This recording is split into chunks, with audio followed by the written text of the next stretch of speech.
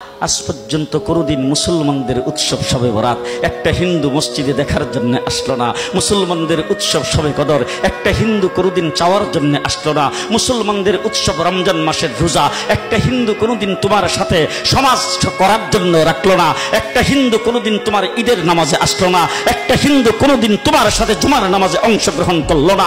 তোমাকে দেখার জন্য পর্যন্ত আসলো না। তার কারণ হলো হিন্দুরা মনে করে এটা মুসলমানের উৎসব, আর তুমি মুসলমান হইয়া হিন্দুর দুর্গা পূজায় কিভাবে গেলা?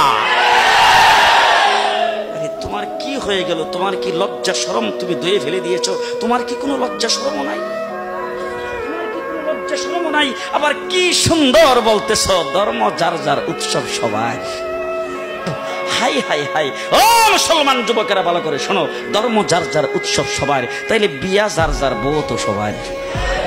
জি, বিয়ে যার যার বউ সবার, পুষ্কুনি যার যার মাস সবার, গাছ যার যার ফল সবার, ক্ষেত যার যার ফসল সবার, দোকান যার যার মাল সবার। এখন ঘুমাইছে কি কথা বলেন না কেন? তাহলে আমার দোকানের মাল যদি আমার হয়, আমার ক্ষেতের ফসল যদি আমার হয়, আমার গাছের ফল যদি আমার হয়, আমার গাছের নারিকেল যদি আমার হয়, আমি বিয়ে করলে বউ যদি আমার হয়, মুসলমান আমার পুষ্কুনির মাস যদি আমার হয়, তাইলে ধর্ম যার উৎসব তার।